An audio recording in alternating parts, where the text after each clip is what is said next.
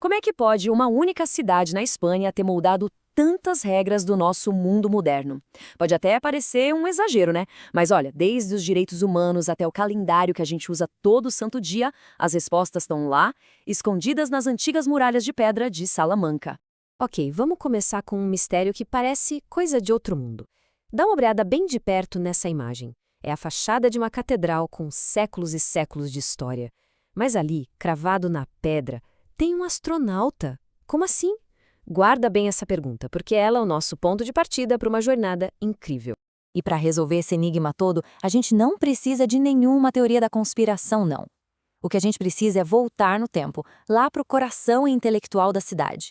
É ali que nasceram ideias que, sério, mudaram para sempre o rumo da história. Primeira parte, segredos de Salamanca. A gente vai olhar além dos monumentos para descobrir como é que essa cidade virou um verdadeiro laboratório para o mundo que a gente conhece hoje.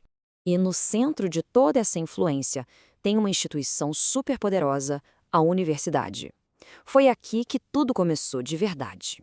1218. Guarda bem esse número. Essa é a data de fundação da Universidade de Salamanca. Só para ter uma ideia, isso foi séculos antes da chegada dos europeus na América ou da invenção da imprensa. É muito tempo. E olha só onde Salamanca se encaixa nesse cenário.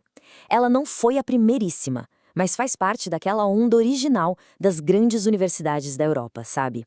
Lado a lado com gigantes como Bolonha, Oxford e Paris. Ou seja, desde o comecinho ela já estava no centro do debate intelectual. E a importância dela é inegável. É a terceira universidade mais antiga da Europa que nunca parou de funcionar.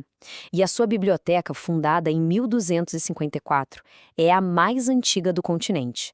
Durante séculos, se alguém quisesse estudar humanidades, Salamanca era o lugar.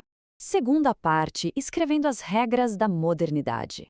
Bom, com toda essa força intelectual, não é de se espantar que Salamanca tenha começado a, literalmente, escrever as regras do nosso mundo. Vamos dar uma olhada nas primeiras grandes inovações que saíram de lá. Essa linha do tempo mostra o poder incrível que essa instituição teve a longo prazo. Quase 300 anos depois de ser fundada, lá em 1218, ela publica a primeira gramática moderna. E quase 100 anos depois, em 1582, ela redefine o nosso calendário. A influência só foi crescendo com o tempo. Pensa só, em 1492, enquanto Colombo estava navegando para o outro lado do Atlântico, aqui em Salamanca, um cara chamado Nebrija publicava a primeira gramática de uma língua europeia moderna. Isso foi revolucionário.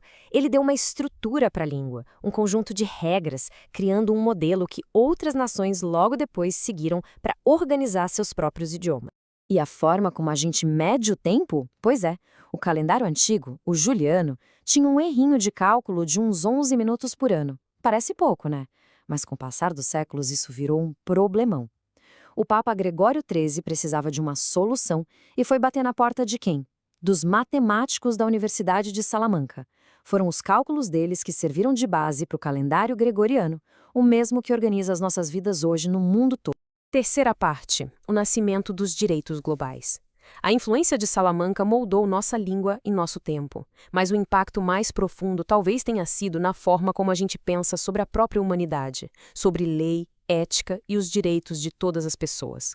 No auge da expansão europeia, um grupo de pensadores, que ficou conhecido como a Escola de Salamanca, começou a debater as questões morais mais difíceis daquela época. Eles questionaram a legitimidade da conquista, os direitos dos povos indígenas. Eles começaram uma conversa que levaria séculos para se desenvolver. A grande virada de chave deles foi reinterpretar esse conceito aqui, ius gentium, ou o direito das gentes. Eles pegaram essa ideia antiga dos romanos e a revolucionaram. Defenderam que existe um direito natural baseado na razão, que se aplica a todas as nações e povos, não importa a cultura ou a religião. Pensa bem nisso. Essa é a semente do direito internacional e dos direitos humanos como a gente conhece. E essa frase do Francisco de Vitória, um dos principais mestres da escola, resume essa ideia de um jeito brilhante. Para ele, as leis criadas pelos governos só são justas se estiverem alinhadas com princípios morais universais.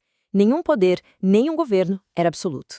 Vitória, hoje, é considerado o pai do direito internacional. Francisco Soares aprofundou as teorias sobre soberania, mas ao debater a justiça na colonização e no comércio, a escola acabou fazendo algo talvez ainda mais surpreendente. Eles desenvolveram teorias econômicas radicalmente novas. E é aqui que a história fica realmente impressionante.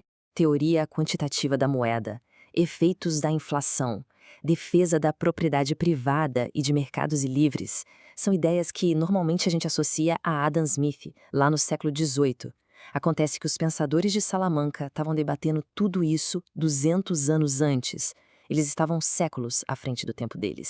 Quarta e última parte, um legado que perdura. Então, como é que tudo isso se conecta com o hoje?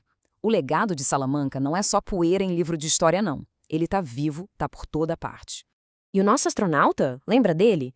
Bom, a resposta é bem mais simples do que parece e, ao mesmo tempo, super simbólica. Ele foi adicionado em 1992, durante uma restauração. É uma tradição dos restauradores deixar uma marquinha do seu tempo na obra. Então, o astronauta não é um mistério antigo, ele é um símbolo de que a história de Salamanca não está congelada no passado, ela continua sendo escrita.